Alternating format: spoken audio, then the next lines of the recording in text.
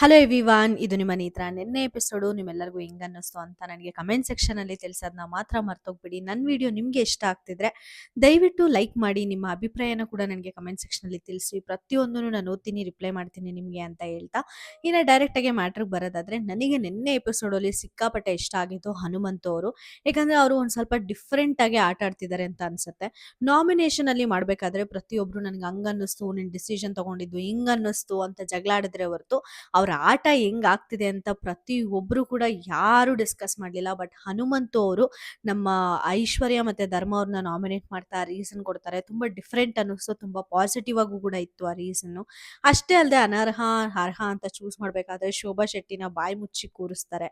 ಎಲ್ಲಾನು ನೋಡಕ್ ಹೋದ್ರೆ ಹನುಮಂತು ಮಾತ್ರ ಸೂಪರ್ ಅನ್ನಿಸ್ತು ನಿನ್ನೆ ಎಪಿಸೋಡ್ ಅಲ್ಲಿ. ಏನಾಯ್ತು ಏನ್ ಕತೆ ಅಂತ ಬಿಟ್ಟು ಮಾತಾಡ್ಕೊಂಡು ಹೋಗೋಣ.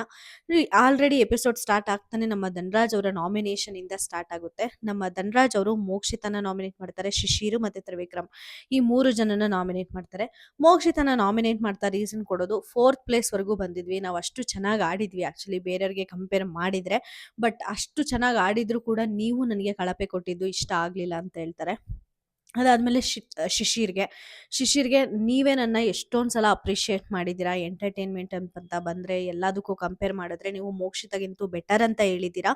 ಬಟ್ ನಿನ್ನೆ ನೋಡಿದ್ರೆ ನನಗೆ ಕಳಪೆ ಕೊಟ್ರಿ ಅಂತ ನಾಮಿನೇಟ್ ಮಾಡ್ತಾರೆ ಶಿಶಿರ್ ಅವ್ರನ್ನ.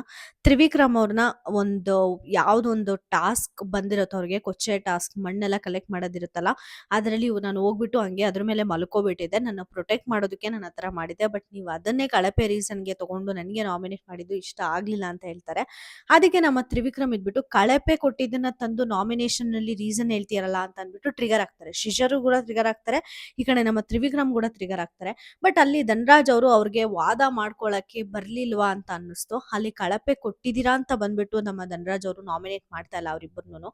ಧನರಾಜ್ ಅವರು ಶಿಶಿರ್ ಅವ್ರನ್ನ ನಾಮಿನೇಟ್ ಮಾಡಿದ್ದು, ನಾನು ಬೆಟರು ತ್ರಿವಿಕ್ರಮ್ ಮೋಕ್ಷಿತಗಿಂತೂ ಎಂಟರ್ಟೈನ್ಮೆಂಟ್ ಅಲ್ಲಿ ಅಂತ ಹೇಳಿರೋ ನೀವೇ ನನಗೆ ಕಳಪೆ ಕೊಟ್ರಿ, ಮಾತಿನ ಮೇಲೆ ನಿಲ್ತಿಲ್ಲ ಅಂತ ಬಂದ್ಬಿಟ್ಟು ಶಿಶಿರ್ ಅವ್ರಿಗೆ ನಾಮಿನೇಟ್ ಮಾಡಿದ್ದು. ತ್ರಿವಿಕ್ರಮ್ ಅವರಿಗೆ ಜಸ್ಟ್ ಅದು ಟಾಸ್ಕ್ ಅಲ್ಲಿ ಒಂದು ಸಿಂಪಲ್ ಮಿಸ್ಟೇಕ್ ಮಾಡಿದ್ದೀನಿ ಅಂತ ಅಂದ್ಬಿಟ್ಟು ನನಗೆ ಕಳಪೆ ಕೊಟ್ರಿ, ಅದು ನನಗೆ ಇಷ್ಟ ಆಗ್ಲಿಲ್ಲ ಅಂತ ನಾಮಿನೇಟ್ ಮಾಡಿದ್ದು.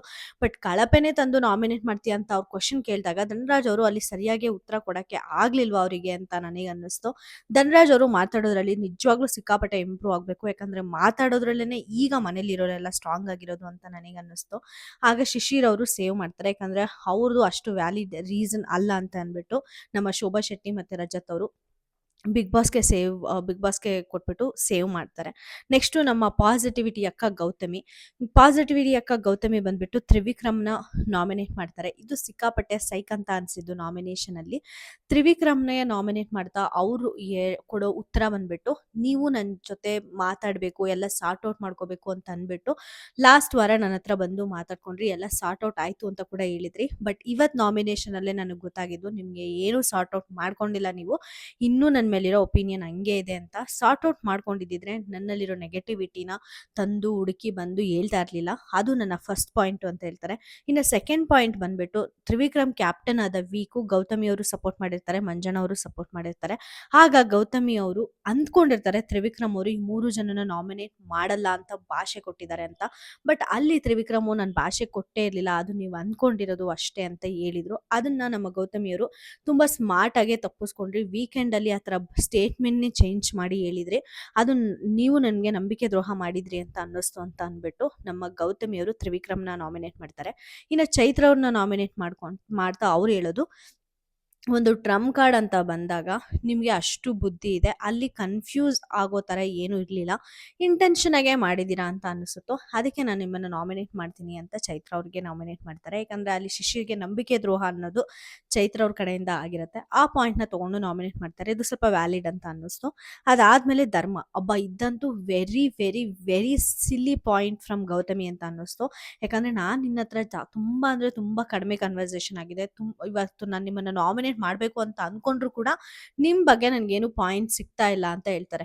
ಮತ್ತು ಯಾವ ಗುರು ನಾಮಿನೇಟ್ ಮಾಡ್ತಾ ಇದೆಯಾ, ನಿನಗೆ ಅಟ್ಲೀಸ್ಟ್ ಕನ್ವರ್ಸೇಷನ್ ಆಗಿದೆ ಅಂದರೆ ಹೋಗಿ ನೀನು ಮಾತಾಡು, ಕುತ್ಕೋ, ಅವ್ರ ಬಗ್ಗೆ ತಿಳ್ಕೊ, ಅದು ನಿನ್ನ ಪ್ರಾಬ್ಲಮ್ಮು. ಧರ್ಮ ಪ್ರಾಬ್ಲಮ್ ಹೆಂಗಾಗುತ್ತೆ, ಅದನ್ನ ಎಷ್ಟು ಇದ್ರಾಗ ಹೇಳಿದ್ರು ಅಂದರೆ ಧರ್ಮವ್ರಾದ್ರೆ ಪ್ಲೀಸ್ ಈ ರೀಸನ್ ಬಿಟ್ಟು ಬೇರೆ ಯಾವುದಾದ್ರೂ ಹೇಳಿ, ನನಗೆ ಸೀಸನಲ್ಲಿ ಇದನ್ನು ಕೇಳಿ ಕೇಳಿ ಕೇಳಿ ಕೇಳಿ ಬೋರ್ ಆಗಿ ಹೋಗ್ಬಿಟ್ಟಿದೆ ಅಂತ ಹೇಳ್ತಾರೆ. ಅಲ್ಲಿ ನಮ್ಮ ಶೋಭಾ ಅವರು ಕೂಡ ಮತ್ತೆ ಈ ಕಡೆ ರಜತ್ ಅವರು ಕೂಡ ನಕ್ಕೊಂಡು ಧರ್ಮವ್ರನ್ನ ಸೇವ್ ಮಾಡ್ತಾರೆ, ಈ ರೀಸನ್ಗೆ ನಾವು ಸ್ಯಾಟಿಸ್ಫೈ ಆಗಿಲ್ಲ ಅಂತ ಆ ಥರ ಇತ್ತು ರೀಸನ್ ಆ್ಯಕ್ಚುಲಿ ಅದು.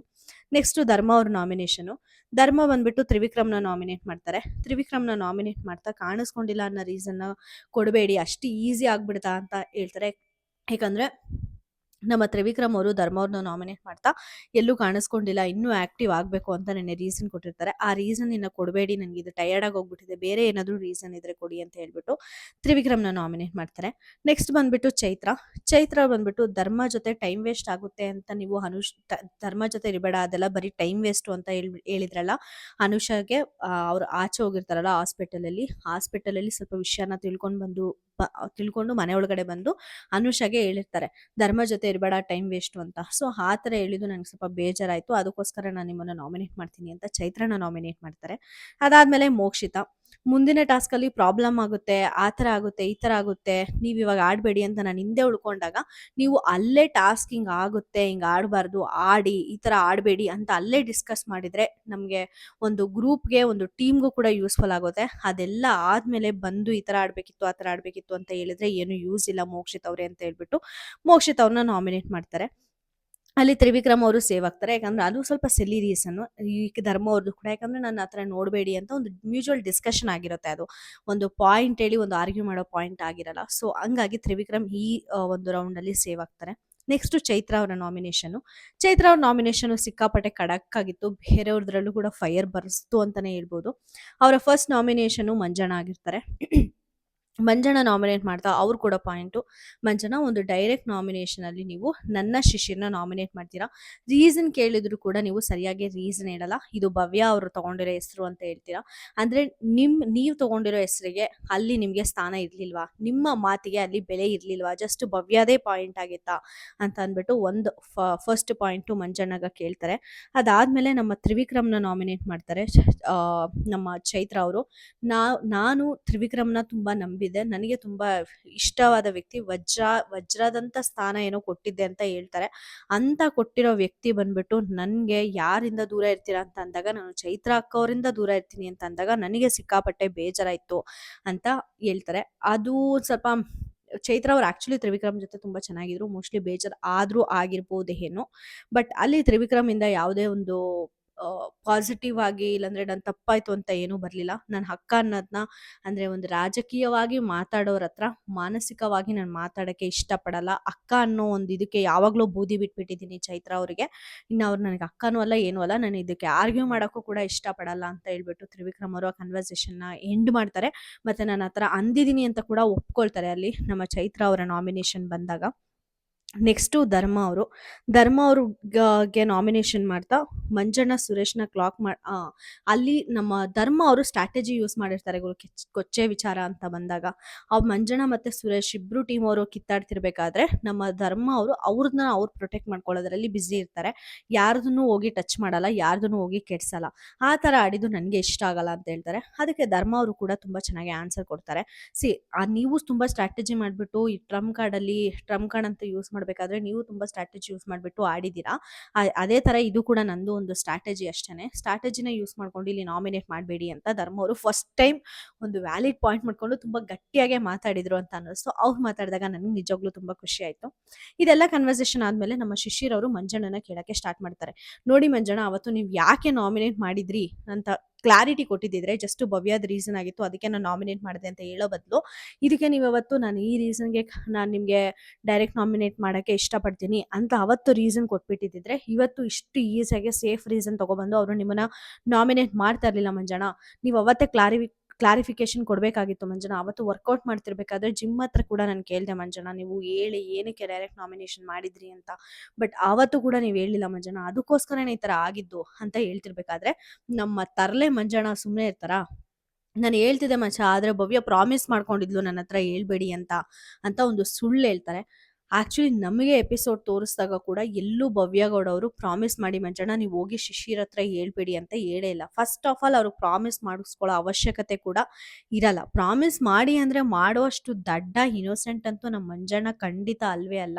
ಅಲ್ಲಿ ನಮ್ಮ ಭವ್ಯಗೌಡ ಅವರು ಕೂಡ ವಾಯ್ಸ್ ರೇಸ್ ಮಾಡ್ತಾರೆ, ಶಿಶಿರ್ ನಾನಂತೂ ಪ್ರಾಮಿಸ್ ಗ್ರೀಮಿಸ್ ಎಲ್ಲ ನಾನು ಹೇಳೇ ಇಲ್ಲ, ನನ್ನ ರೀಸನ್ಸ್ ಇದಾವೆ ಹೇಳಿದ್ದೆ. ಶಿಶಿರು ಸ್ವಲ್ಪ ಡಿಪ್ಲೊಮೆಟಿಕ್ ಆಗಿ ಎಲ್ಲರ ಹತ್ರನೂ ಒಳ್ಳೆಯವರಾಗಿರೋದಕ್ಕೆ ನಾಮಿನೇಷನಲ್ಲಿ ಒಂದು ಸೇಫ್ ರೀಸನ್ ಕೊಡ್ತಾರೆ ಅಂತ ಹೇಳಿದೆ ಮಾಡಿದ್ದೀನಿ. ಮತ್ತೆ ಅಷ್ಟೇ ಬಿಟ್ರೆ ನಾನು ಈ ತರ ಪ್ರಾಮಿಸ್ ಮಾಡಿಸ್ಕೊಂಡಿರೋದಾಗ್ಲಿ, ಮತ್ತೊಂದಾಗ್ಲಿ, ಇತ್ತೊಂದಾಗ್ಲಿ ನಾನೇನೂ ಮಾಡಿಲ್ಲ. ಇನ್ನು ಚೈತ್ರಕ್ಕ ವಿಚಾರಕ್ಕೆ ಬಂದ್ರೆ ಅಲ್ಲಿ ಇಲ್ಲಿ ಇಲ್ದಿಲ್ದೆ ತಂದಿಡ್ತಾರೆ, ತಂದಿರೋ ಕೆಲಸ ಮಾಡ್ತಾರೆ. ಇದೆಲ್ಲ ನೋಡಿದ್ರೆ ನನಗೆ ಅವ್ರನ್ನ ನಾಮಿನೇಷನ್ ಮಾಡ್ಬೇಕಾಗುತ್ತೆ ಅಂತ ನಾನು ಹೇಳಿರೋದು ನಿಜ ಅಂತ ಅಂದಾಗ ಶಿಶಿರ್ ಅವರು ಫುಲ್ ಟ್ರಿಗರ್ ಆಗ್ಬಿಡ್ತಾರೆ ಭವ್ಯ ಹೇಳಿದ ಪಾಯಿಂಟ್ಗೆ. ಅಂದ್ರೆ ನಾನು ಒಳ್ಳೆಯವಳಾಗಿದ್ದೀನಿ ಅಂದ್ರೆ ಅದು ನನ್ನ ಒಳ್ಳೆ ವ್ಯಕ್ತಿತ್ವ, ನಾನಿಲ್ಲ ಒಳ್ಳೆಯವಳಾಗಿರ್ತೀನಿ ಇಲ್ಲ ಕಂಪ್ಲೀಟ್ ಕೆಟ್ಟೋರಾಗಿರ್ತೀನಿ. ಅದನ್ನ ನೀವು ಬಂದು ಯಾರೇ ಮನೆಯವರು ಕೂಡ ಜಡ್ಜ್ ಮಾಡಿ ಒಂದು ಒಪಿನಿಯನ್ ಕೊಡೋದಕ್ಕೆ ಟ್ರೈ ಮಾಡಬೇಡಿ ಅಂತ ಏನ್ ಫುಲ್ ಎಗರಾಡಿ ಕಿರ್ಚಾಡಿ ಎಲ್ಲ ಮಾತಾಡ್ಬಿಡ್ತಾರೆ ಶಿಶಿರ್ ಅವರು. ನಂತರ ನಮ್ಮ ಶಿಶಿರ್ ಅವರ ನಾಮಿನೇಷನ್ನೇ ಬರುತ್ತೆ. ಶಿಶಿರ್ ಅವರು ನಾಮಿನೇಷನ್ ಮಾಡ್ತಾರೆ. ಚೈತ್ರ ಆಬ್ವಿಯಸ್ಲಿ ಎಕ್ಸ್ಪೆಕ್ಟೆಡ್, ಯಾಕಂದ್ರೆ ನಂಬಿಕೆ ದ್ರೋಹ ಅನ್ನೋದು ಶಿಶಿರ್ ಅವ್ರಿಗೆ ಮಾಡಿದ್ದಾರೆ. ಶಿಶಿರ್ ಅವರು ಇವ್ರಿಗೆ ನಾಮಿನೇಟ್ ಮಾಡ್ತಾರೆ ಅಂತ ಕೂಡ ನಾವು ಎಕ್ಸ್ಪೆಕ್ಟ್ ಮಾಡಿದ್ವಿ. ಕನ್ನಡ ಅರ್ಥ ಮಾಡ್ಕೊಳ್ಳೋರಿಗೆ ಒಂದು ನಾಮಿನೇಷನ್ ಟ್ರಂಪ್ ಕಾರ್ಡ್ ಅರ್ಥ ಆಗಿಲ್ಲ ಅಂತ ಹೇಳ್ತಾರೆ. ಅಲ್ಲಿ ಒಬ್ಬ ವ್ಯಕ್ತಿಯ ನಂಬಿಕೆ ದ್ರೋಹ ಆಗುತ್ತೆ. ಆ ಪರ್ಸನ್ನ, ಆ ವ್ಯಕ್ತಿನ ಯಾವತ್ತೂ ನಾನು ನಂಬಕ್ಕೆ ಸಾಧ್ಯನೇ ಇಲ್ಲ ಅಂತ ಅಂದ್ಬಿಟ್ಟು ನಮ್ಮ ಚೈತ್ರನ ನಾಮಿನೇಟ್ ಮಾಡ್ತಾರೆ. ಅದಾದ್ಮೇಲೆ ನಮ್ಮ ಧನುನ ನಾಮಿನೇಟ್ ಮಾಡ್ತಾ, ಧನ್ರಾಜ್ ಅವ್ರನ್ನ ನಾಮಿನೇಟ್ ಮಾಡ್ತಾ, ಕನ್ಫ್ಯೂಸ್ ಆಗ್ತಿರೋ ಇಲ್ಲ ಮಾತಾಡಕ್ಕೆ ಬರಲ್ವೋ ಇಲ್ಲ ಮಾತಾಡಕ್ಕೆ ಬರದೇ ಇಲ್ಲ ಅನ್ನೋ ತರ ಪೋರ್ಟ್ರೇ ಮಾಡ್ತಿರೋ ಗೊತ್ತಿಲ್ಲ ಅಂತ ಒಂದು ಇದು ಹೇಳ್ತಾರೆ. ಅಲ್ಲಿ ನಮ್ಮ ಧನು ಅವರು ಹೇಳ್ತಾರೆ, ನಿಮಗೆ ಆವಾಗ ನೀವು ಒಂದು ತುಂಬಾ ಇನ್ನೋಸೆಂಟ್, ತುಂಬಾ ಒಳ್ಳೆಯವನು ಅಂತ ಪೋರ್ಟ್ರೇ ಮಾಡಬೇಡಿ, ಇಲ್ಲಾಂದ್ರೆ ನಾನು ತುಂಬಾ ಕೆಟ್ಟವನು ಅಂತ ಪೋರ್ಟ್ರೇ ಮಾಡಬೇಡಿ ಅಂತ ನೀವನ್ನೋರು ನನಗೆ ಮಾತಾಡಕ್ಕೆ ಬರಲ್ವೇನು ಅಂತ ಪೋರ್ಟ್ರೇ ಮಾಡ್ತಿದ್ದೀರಾ ಅಂತ ನನಗೆ ಅನ್ನಿಸ್ತಾ ಇದೆ, ಇದು ತಪ್ಪು ಅಂತ ಹೇಳ್ತಾರೆ. ಅಲ್ಲಿ ಒಂದು ರೈಟ್ ಪಾಯಿಂಟ್ ನ ನಮ್ಮ ಧನರಾಜ್ ಅವರು ಮಾತಾಡಿದ್ರು ಅಂತ ನನಗೆ ಅನ್ನಿಸ್ತು. ನೆಕ್ಸ್ಟ್ ನಮ್ಮ ಮಂಜಣ್ಣ ಅವ್ರನ್ನ ನಾಮಿನೇಟ್ ಮಾಡ್ತಾ, ಹಣ ನೀವು ತುಂಬಾ ಆಚೆಗಡೆ ತುಂಬಾ ಕೆಲಸ ಮಾಡಿ ಬಂದಿದ್ದೀರಾ, ನಾಟಕಗಳೆಲ್ಲ ಮಾಡಿ ಬಂದಿದ್ದೀರಾ, ಬಟ್ ಇಲ್ಲಿ ಬಂದ್ಬಿಟ್ಟು ಬರೀ ನಾನೇ ನಂದೇ ಅಂತ ಹೇಳ್ತಿರ್ತೀರಾ. ಎಕ್ಸಾಂಪಲ್ ಅಂದ್ರೆ ಎಲ್ಲರೂ ಒಂದೊಂದ್ ಸ್ವಲ್ಪ ಮಾತಾಡಿ ನಿಮ್ಮ ಒಪಿನಿಯನ್ ಹೇಳಿ ಅಂತ ಅಂದಾಗ ಎಲ್ಲರ ಹತ್ರನೂ ಹೋಗಿ ಹೇಳ್ತಾರೆ, ನೀವು ಒಂದ್ 2-3 ಮಾತಾಡಿ ಅಂತ. ಹೇಗೆ ಅವ್ರಿಗೆ ಗೊತ್ತಿರಲ್ವಾ ಮಾತಾಡಬಾರ್ದು ಅಂತ. ನೀವು ಒಂದ್ ಸ್ವಲ್ಪ ನಂದೇ ನಾನೇ ಅಂತ ಹೇಳ್ತೀರಾ. ಇನ್ನೊಂದು ಎಕ್ಸಾಂಪಲ್ ಹೇಳ್ಬೇಕು ಅಂದ್ರೆ, ಆವತ್ತು ಕೊಚ್ಚೆ ಟಾಸ್ಕ್ ಅಲ್ಲಿ ನಾನು ಅಟ್ಯಾಕ್ ಮಾಡಿದಕ್ಕೆ ಎಲ್ಲರೂ ಅಟ್ಯಾಕ್ ಮಾಡಿದ್ದು, ಏನಂದ್ರೆ ಯಾರು ಮಾಡ್ತಾನೆ ಇರ್ಲಿಲ್ಲ ನಾನೇ ಅಂತ. ಅಲ್ಲಿ ಇನ್ನೊಂದು ಎಕ್ಸಾಂಪಲ್ ಕೊಟ್ಟು ಹೇಳ್ತಾರೆ.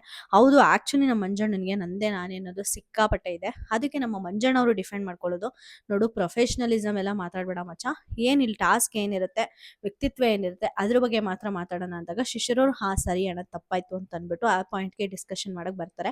ಮಂಜಣ್ಣ ಇದ್ಬಿಟ್ಟು ಹೌದು ನಾನು ನಂದೇ ಅನ್ನೋದು ನನಗಿದೆ, ಅದನ್ನ ನಾನು ತಿನ್ನುತ್ತೆ ಅಂತ ಇಟ್ಕೋ, ನಾನೇ ಹಾಳಾಗಿ ಹೋಗ್ತೀನಿ ಅಂತ ಇಟ್ಕೋ, ಬಟ್ ಆದ್ರೆ ನೀನ್ ಅದರಿಂದ ನಿನಗೇನು ಪ್ರಾಬ್ಲಮ್ ಆಗಲ್ಲ ಅಲ್ವಾ, ನೀನ್ ಹೋಗು ನೀನ್ ಆಡ್ಕೋ, ನನ್ನಿಂದ ನಿನಗೇನು ಪ್ರಾಬ್ಲಮ್ ಅಂತ ಅಂತಾರೆ. ಇದು ಕೂಡ ರೈಟ್ ಪಾಯಿಂಟ್ ಅಂತ ಅನ್ನಿಸ್ತು. ಅವ್ರಿಗೆ ನಂದೇ ನಾನೇ ಅಂತ ಇದ್ರೆ ಇವ್ರಿಗೇನು ಪ್ರಾಬ್ಲಮ್, ಇವ್ರು ಎಲ್ಲಾರು ಇದೀವಿ ಎಲ್ಲರೂ ಮಾತಾಡೋಣ ಅಂತ ಇವ್ರು ಅನ್ಕೊಂಡು ಗೇಮ್ ಆಡ್ಬೋದಲ್ಲ. ಇದು ಕರೆಕ್ಟ್ ರೀಸನ್ ಅಲ್ಲ ಮಂಜಣ್ಣನಿಗೆ ಶಿಶಿರ್ ಅವ್ರು ಕೊಡೋದು ಅಂತ ನನಗೆ ಅನ್ನಿಸ್ತು. ಇಲ್ಲಿ ಧನು ಅವ್ರನ್ನ ಸೇವ್ ಮಾಡ್ತಾರೆ. ಧನು ಅವ್ರನ್ನ ಸೇವ್ ಮಾಡೋದು ಯಾಕಂದ್ರೆ ಮಾತಾಡಕ್ಕೆ ಬರಲ್ಲ ಅಂತ ಅಂದಿದ್ದೆಲ್ಲ ನಾನು ವಾಪಸ್ ತಗೊಳ್ತೀನಿ, ಅಲ್ಲಿ ಟೇಕ್ ಇಟ್ ಬ್ಯಾಕ್ ಅಂತ ಕೂಡ ಶಿಶಿರ್ ಹೇಳ್ತಾರೆ. ಸ್ವಲ್ಪ ರೀಸನು ಒಂದ್ ಸ್ವಲ್ಪ ಕಡಿಮೆ ಆಗಿತ್ತು ಕಂಪೇರ್ ಮಾಡಿದ್ರೆ ಮಂಜಣ್ಣನಿಗೆ ಮತ್ತೆ ನಮ್ಮ ಚೈತ್ರ ಅವ್ರಿಗೆ ಅಂತ ನನಗೂ ಅನ್ನಿಸ್ತು. ಧನು ಅವರು ಈ ರೌಂಡ್ ಅಲ್ಲಿ ಸೇವ್ ಆಗ್ತಾರೆ. ನೆಕ್ಸ್ಟ್ ಮಂಜಣ್ಣ ಅವರ ನಾಮಿನೇಷನ್ ಕೂಡ ಅಷ್ಟೇ ಸಿಕ್ಕಾಬಟ್ಟೆ ಚೆನ್ನಾಗಿತ್ತು. ಫಸ್ಟ್ ತ್ರಿವಿಕ್ರಮ್ನ ನಾಮಿನೇಟ್ ಮಾಡ್ತಾರೆ.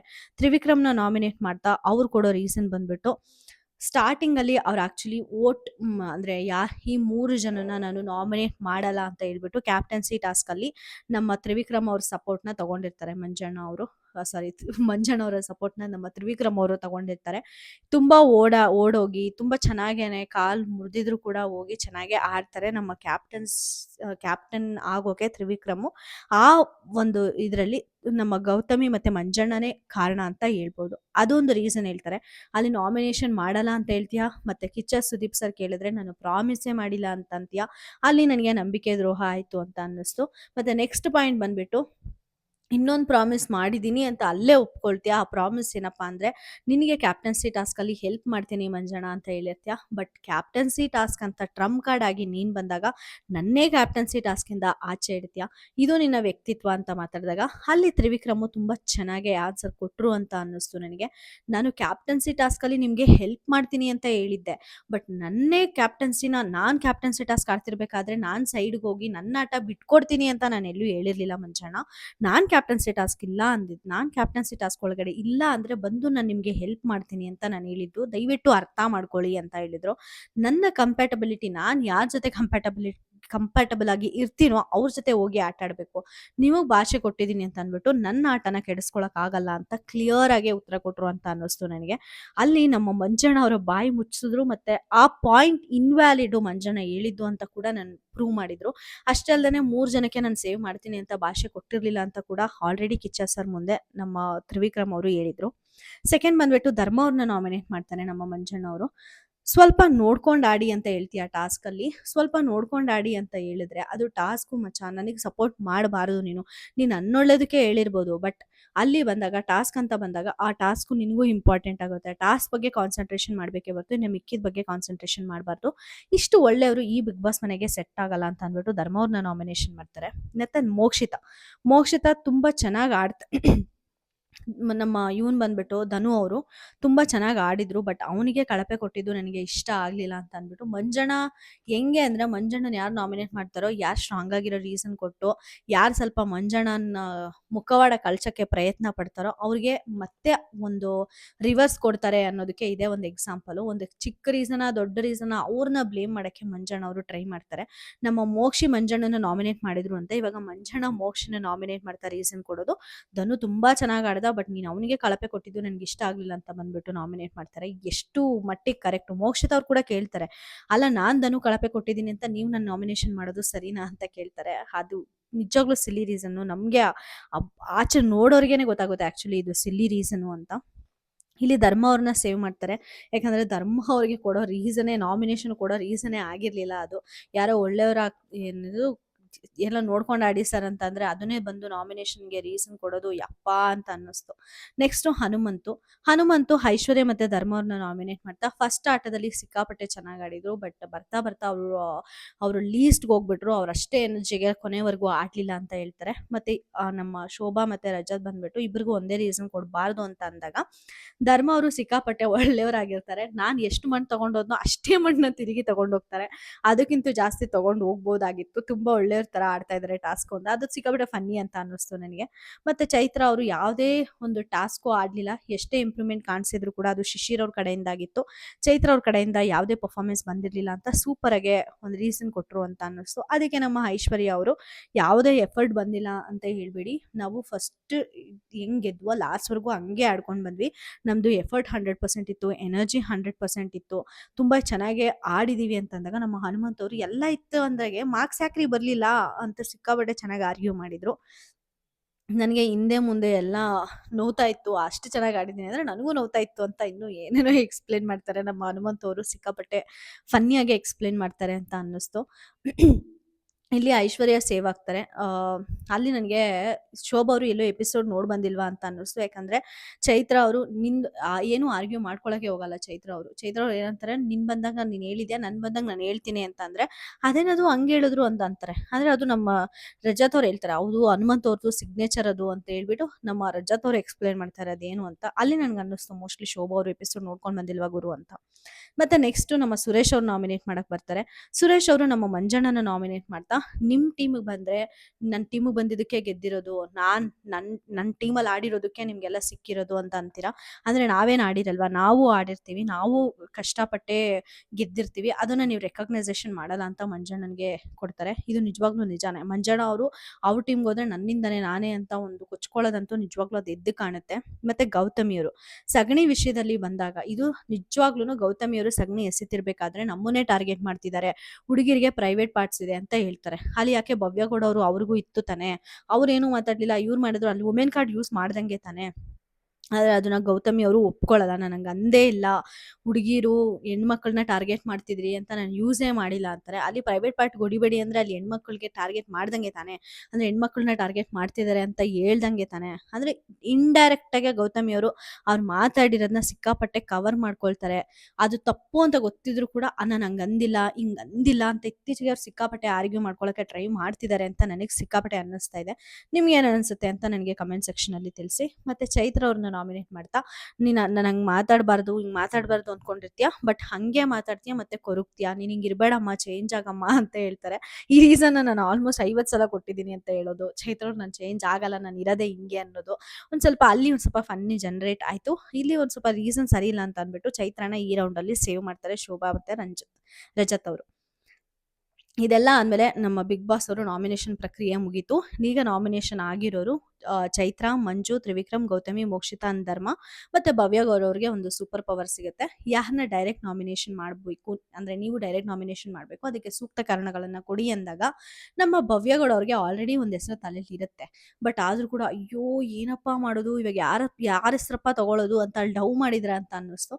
ಬಟ್ ಹನುಮಂತನ ನಾಮಿನೇಟ್ ಮಾಡ್ತಾ ಅವ್ರು ಕೊಟ್ಟಿದ್ದ ರೀಸನು ನನಗೆ ನಿಜವಾಗ್ಲೂ ಸರಿ ಅಂತ ಅನ್ನಿಸ್ತು. ಯಾಕಂದ್ರೆ ನಾನು ನನ್ನ ವಿಡಿಯೋಲಿ ಸಿಕ್ಕಾಪಟ್ಟೆ ಸಲ ಹೇಳಿದ್ದೀನಿ, ಈ ತರ ನಮ್ಮ ಹನುಮಂತ್ ಅವರು ಯಾರಾದ್ರೂ ರೀಸನ್ ಕೊಟ್ರೆ ನನ್ ಬಂದಂಗ್ ನಾನು ಮಾಡಿದ್ದೀನಿ, ನಿನ್ ಬಂದಂಗ್ ನೀನ್ ಮಾಡಲೆ ಅನ್ನೋದು, ಇದೆಲ್ಲ ಈ ತರ ಮಾತಾಡೋದಕ್ಕಿಂತ ಅದಕ್ಕೆ ಏನ್ ನಾಮಿನೇಷನ್ ಮಾಡಿದ್ದಾರೆ ಅಂತ ಕ್ಲಿಯರ್ ಆಗಿ ಅವ್ರಿಗೆ ಎಕ್ಸ್ಪ್ಲೇನ್ ಮಾಡ್ಬೇಕಾಗಿರೋದು ತುಂಬಾ ಇಂಪಾರ್ಟೆಂಟ್ ಆಗುತ್ತೆ ಬಿಗ್ ಬಾಸ್ ಮನೇಲಿ. ಅದೇ ರೀಸನ್ ಹೇಳ್ಬಿಟ್ಟು ನಮ್ಮ ಭವ್ಯ ಗೌಡ ಅವರು ಕೂಡ ನಮ್ಮ ಇವ್ರನ್ನ ನಾಮಿನೇಟ್ ಮಾಡಿದ್ರು. ತುಂಬಾ ಖುಷಿ ಆಯ್ತು. ಇಲ್ಲಿ ನಾಮಿನೇಷನ್ ಪ್ರಕ್ರಿಯೆ ಎಲ್ಲ ಮುಗಿಯುತ್ತೆ. 7 ಜನ ನಾಮಿನೇಟ್ ಆಗ್ತಾರೆ. ಇದಾದ್ಮೇಲೆ ನಮ್ಮ ನಾಮಿನೇಷನ್ ಎಲ್ಲ ಆದ್ಮೇಲೆ ಹನುಮಂತು, ರಜತ್ತು ಮತ್ತೆ ನಮ್ಮ ಇವರು ಡಿಸ್ಕಸ್ ಮಾಡ್ತಾ ಇರ್ತಾರೆ. ಯಾರು ಧನರಾಜ್ ಅವರು, ನೀನ್ ಬರೀ ಟಾಸ್ಕ್ ಎಲ್ಲ ನೋಡ್ಬಾರ್ದಲೆ, ಬೇರೆದೆಲ್ಲ ನೋಡಿ ನಾಮಿನೇಟ್ ಮಾಡ್ಬೇಕು ಅಂತ ಅಂದಾಗ, ವ್ಯಕ್ತಿತ್ವ ಕೂಡ ನೋಡಿ ನಾಮಿನೇಟ್ ಮಾಡ್ಬೇಕು ಅಂತ ಅಂದ್ರೆ ಈ ಕಡೆ ನಮ್ಮ ಹನುಮಂತವರು ಎಲ್ಲಾರ್ದು ವ್ಯಕ್ತಿತ್ವ ಕೆಟ್ಟೋಗಿರೋದ್ರೆ ಅದನ್ನೇ ಕೆಡಿದ್ರೆ ತುಂಬಾ ವಾಸನೆ ಬರ್ತೈತೆ, ಅದಕ್ಕೆ ನಾನು ಟಾಸ್ಕ್ ನೋಡಿದೆ ಅಂತ ಎಷ್ಟು ಮೆಚೂರ್ ಆಗಿ ಮಾತಾಡ್ತಾರೆ ಗುರು ಅಂತ ಅನ್ನಿಸ್ತು. ಅದಕ್ಕೆ ರಜತ್ ಅವರು ಕೂಡ ಸಪೋರ್ಟ್ ಮಾಡಿದ್ರು. ಆ ಕನ್ವರ್ಸೇಷನ್ ಒಂದು ವ್ಯಾಲಿಡ್ ಕನ್ವರ್ಸೇಷನ್ ಆಗಿತ್ತು. ಧನರಾಜ್ ಅವರು ಹನುಮಂತುವಿಂದ ಕಲಿಯೋದು ಸಿಕ್ಕಾಪಟ್ಟೆ ಇದೆ, ಬಟ್ ಅವರು ಹನುಮಂತಗ್ ನಾನು ಹೇಳ್ಕೊಡ್ತಿದ್ದೀನಿ ಅಂತ ಅನ್ಕೊಂಡಿದ್ದಾರೆ. ಅದನ್ನ ಸ್ವಲ್ಪ ಧನರಾಜ್ ಅವರು ಅರ್ಥ ಮಾಡ್ಕೊಂಡ್ರೆ ಚೆನ್ನಾಗಿರುತ್ತೆ ಅಂತ ಅನ್ನಿಸ್ತು. ನೆಕ್ಸ್ಟ್ ನಮ್ಮ ಪಾಸಿಟಿವ್ ಅಕ್ಕ ತ್ರಿವಿಕ್ರಮ್ ಜೊತೆ ಡಿಸ್ಕಸ್ ಮಾಡ್ತಾ ಇರ್ತಾರೆ. ಅಲ್ಲ, ನನ್ನ ವ್ಯಕ್ತಿತ್ವಕ್ಕೆ ಬಗ್ಗೆ ಮಾತಾಡಿದ್ರಲ್ಲ, ನಾನು ಹಿಂದೊಂದು ಮುಂದೊಂದು ಮಾತಾಡ್ತೀನಿ ಅಂತ. ಬಟ್ ನಿಮ್ಗೆ ಏನ್ ಗೊತ್ತು, ನಾನು ಎಷ್ಟು ಸಲ ಮಂಜಣ್ಣನ್ಗೆ ಹೇಳಿದ್ದೀನಿ ಹೋಗಿ ತ್ರಿವಿಕ್ರಮ್ ಅವ್ರ ಹತ್ರ ಹೋಗಿ ಮಾತಾಡಿ, ಭವ್ಯ ಅವ್ರ ಹತ್ರ ಹೋಗಿ ಮಾತಾಡಿ ಅಂತ. ಅಷ್ಟೇ ಅಲ್ದೇ ನೀವು ಆಡ್ಬೇಕು, ನೀವು ಎಲ್ಲರನ್ನೂ ತಿಳ್ಕೋಬೇಕು ಅಂತ ನಾನೇ ಆಡಿ ಅಂತ ನಿಮ್ಗೆ ಎಷ್ಟು ಸಪೋರ್ಟ್ ಮಾಡಿದ್ದೀನಿ, ಇಷ್ಟೇನಾ ನೀವು ಅರ್ಥ ಮಾಡ್ಕೊಂಡಿರೋದು ಅಂತ ಅಂದ್ಬಿಟ್ಟು ಗೌತಮಿ ತ್ರಿವಿಕ್ರಮ್ ಅವ್ರ ಜೊತೆ ಸ್ವಲ್ಪ ಕನ್ವರ್ಸೇಷನ್ ಮಾಡ್ತಾರೆ. ಅದಾದ್ಮೇಲೆ ಒಂದು ಮಾರ್ನಿಂಗ್ ಎಷ್ಟು ಶುಭವೇ ಫಗಟ್ ಕತ್ಲಾಗುತ್ತೆ, ಮಾರ್ನಿಂಗ್ ಸಾಂಗ್ ಬರುತ್ತೆ. ಅಲ್ಲಿ ಕಿಚನ್ ಡಿಪಾರ್ಟ್ಮೆಂಟ್ಗೆ ಯಾರು ಶೋಭಾ ಮತ್ತೆ ರಜತ್ ಅವ್ರ ಪರ್ಮಿಷನ್ ಕೇಳ್ದೇನೆ ಹೋಗಿ ಯೂಸ್ ಮಾಡ್ತಾ ಇರ್ತಾರೆ. ಎಲ್ಲರಿಗೂ ಒಂದು ವಾರ್ನ್ ಮಾಡ್ತಾರೆ, ರಜತ್ ಮತ್ತೆ ಶೋಭಾ ಶೆಟ್ಟಿ ನಮ್ಮ ಪರ್ಮಿಷನ್ ಇಲ್ಲದೆ ಯಾರು ಕಿಚನ್ಗೆ ಹೋಗ್ಬಾರ್ದು ಅಂತ. ಅದಾದ್ಮೇಲೆ ನಮ್ಮ ಕ್ಯಾಪ್ಟನ್ ಮೈಕ್ ಮರ್ತೋಗ್ಬಿಟ್ಟಿರ್ತಾರೆ ಭವ್ಯ ಗೌಡ ಅವರು. ಅಯ್ಯೋ ಅಂತ ಅದೊಂದು ಸ್ವಲ್ಪ ಸಿಕ್ಕಾಪಟ್ಟೆ ಫನ್ನಿ ಆಗಿತ್ತು. ಯಾಕಂದ್ರೆ 10 ಬಸ್ಕಿ ತಗ್ಸಿದ್ರು ರಜತ್ ಅವ್ರ ಹತ್ರ, ಇವಾಗ ಎಲ್ಲರೂ ಸೇರಿ ಭವ್ಯಕ್ಕೆ ಬಸ್ಕಿ ತಗ್ಸಿದ್ರು. ಸಿಕ್ಕಾಪಟ್ಟೆ ನೋಡಕ್ಕೆ ಚಂದ ಇತ್ತು ಅಂತ ಅನ್ನಿಸ್ತು. ಅದಾದ್ಮೇಲೆ ಸ್ಟಾರ್ಟ್ ಆಗದೆ ಒಂದು ಅರ್ಹ ಅನರ್ಹ ಟಾಸ್ಕ್.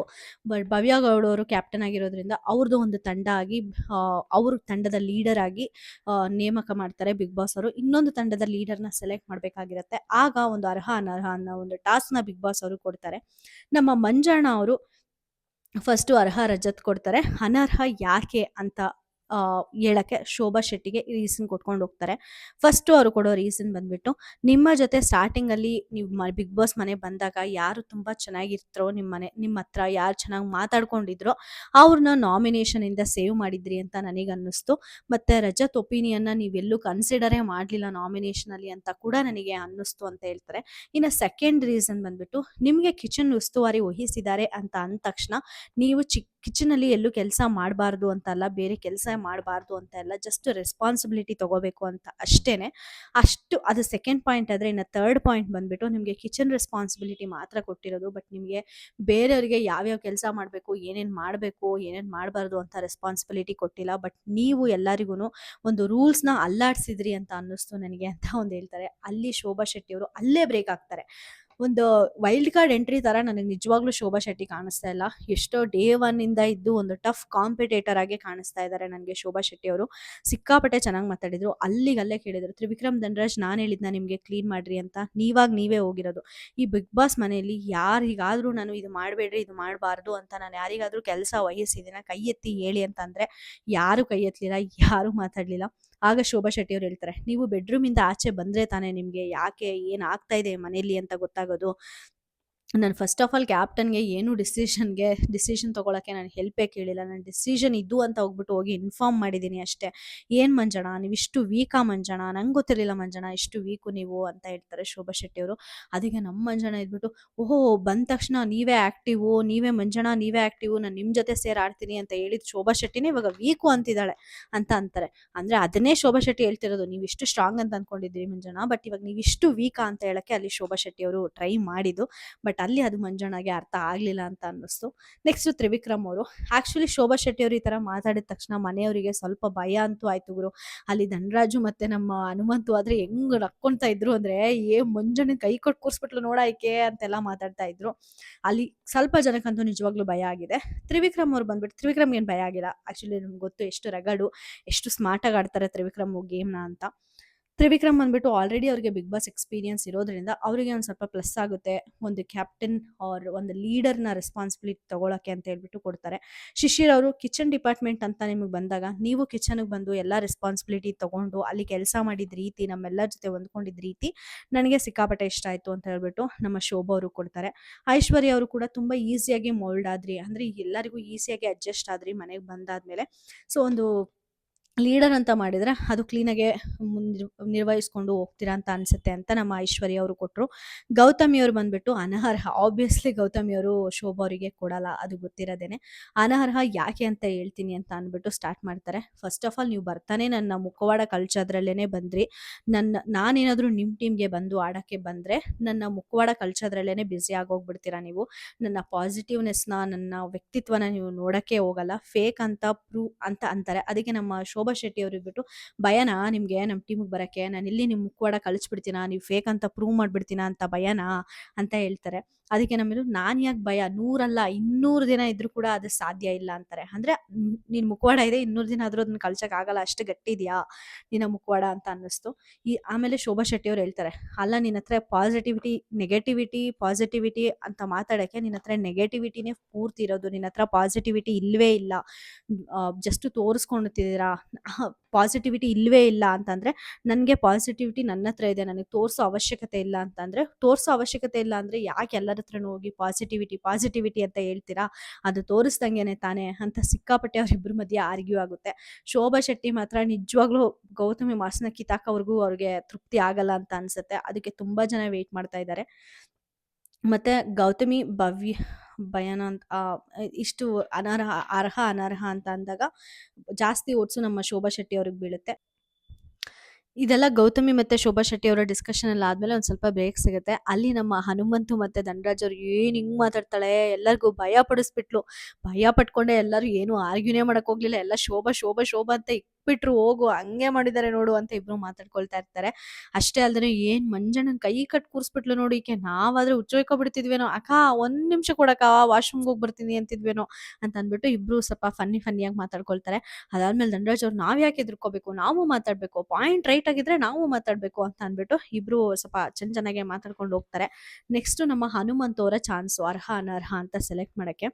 ಅರ್ಹ ಅನರ್ಹ ಅಂತ ನಮ್ಮ ಹನುಮಂತಿಗೆ ಚಾನ್ಸ್ ಸಿಕ್ಕಾಗ ನಮ್ಮ ಹನುಮಂತು ಬಂದ್ಬಿಟ್ಟು ಅನರ್ಹ ಶೋಭಾ ಶೆಟ್ಟಿ ಕೊಡ್ತಾರೆ, ಅರ್ಹ ಬಂದ್ಬಿಟ್ಟು ನಮ್ಮ ರಜತ್ ಅವರು ಕೊಡ್ತಾರೆ. ಜಸ್ಟ್ ಮಾತಿದ್ರೆ ಒಂದು ಲೀಡರ್ ಆಗೋಕ್ಕೆ ಸಾಧ್ಯ ಇಲ್ಲ, ಒಂದು ಫಿಸಿಕಲ್ ಟಾಸ್ಕು ಇದೆಲ್ಲನೂ ನೋಡಬೇಕಾಗುತ್ತೆ. ನಾನು ನಿಮ್ಮ ಆಟ ನೋಡಿಲ್ಲ, ಬಟ್ ಅವರು ಆಡ್ತಾರೆ ಅನ್ನೋದ್ರ ಮೇಲೆ ನನಗೆ ನಂಬಿಕೆ ಇದೆ, ಅದಕ್ಕೋಸ್ಕರ ನಾನು ನಮ್ಮ ರಜತ್ ಅವರಿಗೆ ಕೊಡ್ತೀನಿ ಅಂತ ಅಂದರೆ, ಅಲ್ಲಿ ಶೋಭಾ ಶೆಟ್ಟಿ ಅವರು ಇದ್ಬಿಟ್ಟು ನಾನು ಆಟನೇ ಆಡಿಲ್ವಲ್ಲ ಅಂತಾರೆ. ಅಲ್ಲಿ ರಜತ್ ಅವರು ಸಿಕ್ಕಾಪಟ್ಟೆ ಸ್ಮಾರ್ಟಾಗಿ ಮಾತಾಡಿದ್ರು ಅಂತ ಅನ್ನಿಸ್ತು. ಇಲ್ಲ, ನನ್ನ ಆಟನೂ ಇವ್ರು ಯಾರೂ ನೋಡಿಲ್ಲ, ಬಟ್ ಆದರೂ ಕೂಡ ನಾನು ಅನರ್ಹ ಅಂತ ಕೊಟ್ಟಿದ್ದಾಗ ನಾನು ಕೈ ಕಟ್ಕೊಂಡು ಕೂತಿಲ್ವಾ ಅಂತ ಅಂದ್ಬಿಟ್ಟು ಅಲ್ಲಿ ಹನುಮಂತಿಗೆ ಪ್ಲಸ್ ಆಗಿ ಮಾತಾಡಿದ್ರು. ಅಲ್ಲಿ ರಜತ್ ಅವರು ಮಾತಾಡಿರಲಿಲ್ಲ ಅಂದರೆ ಮೋಸ್ಟ್ಲಿ ಶೋಭಾ ಶೆಟ್ಟಿ ಅವರು ಹನುಮಂತಿಗೂ ಕೂಡ ಮಾತಾಡ್ತಾ ಇದ್ರು ಅಂತ ನನಗೆ ಅನ್ನಿಸ್ತು. ಟೋಟಲಿ ಈ ಪ್ರಕ್ರಿಯೆ ಎಲ್ಲ ಮುಗಿಯುತ್ತೆ. 9 ವೋಟ್ಸು ಶೋಭಾ ಶೆಟ್ಟಿ ಅವರಿಗೆ ಬರುತ್ತೆ. ಮೆಜಾರಿಟಿ ವೋಟ್ಸ್ ಅವ್ರಿಗೆ ಬಂದಿರೋದ್ರಿಂದ ಅವರು ಲೀಡರ್ ಆಗ್ತಾರೆ. ವಾಶ್ರೂಮಲ್ಲಿ ನಮ್ಮ ಶೋಭಾ ಶೆಟ್ಟಿ ಅವ್ರು ಎಂಟ್ರಿ ಕೊಡ್ತಿರ್ಬೇಕಾದ್ರೆ, ಅಕ್ಕ ಬಂದ್ಲು ಅಂತ ಅಂದ್ಬಿಟ್ಟು ಒಂದು 3 ಜನನೂ ಕೂಡ ಸೇರಿ ಒಂದು ಸ್ವಲ್ಪ ಫನ್ ಜನರೇಟ್ ಮಾಡ್ತಾರೆ. ಎಂಟೈರ್ ಎಪಿಸೋಡ್ ನೋಡೋಕ್ಕೆ ಮಾತ್ರ ಎಲ್ಲೂ ಬೋರ್ ಅನ್ನಿಸ್ಲಿಲ್ಲ. ತುಂಬ ಚೆನ್ನಾಗಿತ್ತು, ತುಂಬ ಮಜಾ ಬರೋಂಗಿತ್ತು. ಶೋಭಾ ಶೆಟ್ಟಿ ಮಾತ್ರ ಒಂದು ಫೈನಲ್ಗೆ ಬರೋ ಕಂಟೆಸ್ಟೆಂಟ್ಸು ಗುರು. ಇನ್ನು ಸ್ವಲ್ಪ ದಿನ ಹಿಂಗೆ ಆಡ್ತಾ ಇದ್ರೆ ಸ್ವಲ್ಪ ತ್ರಿವಿಕ್ರಮ್ನ ಶಾಡೋ ಮಾಡಿಬಿಡ್ತಾರೆ ಅಂತ ಕೂಡ ನನಗೆ ಅನಿಸುತ್ತೆ. ನಿಮ್ಗೇನು ಅನ್ನಿಸ್ತು ನಿನ್ನೆ ಎಪಿಸೋಡ್ ಪೂರ್ತಿ ಕಂಪ್ಲೀಟ್ ಆಗಿ ನೋಡಿದಾಗ ಅಂತ ನನಗೆ ಕಮೆಂಟ್ ಸೆಕ್ಷನಲ್ಲಿ ತಿಳಿಸಿ. ಈ ವಿಡಿಯೋ ಇಷ್ಟ ಆದರೆ ದಯವಿಟ್ಟು ಲೈಕ್ ಮಾಡೋದನ್ನ ಮಾತ್ರ ಮರ್ತೋಗ್ಬೇಡಿ ಅಂತ ಹೇಳ್ತಾ ನಾನು ಈ ವಿಡಿಯೋನ ಎಂಡ್ ಮಾಡ್ತಾ ಇದ್ದೀನಿ. Thank you so much.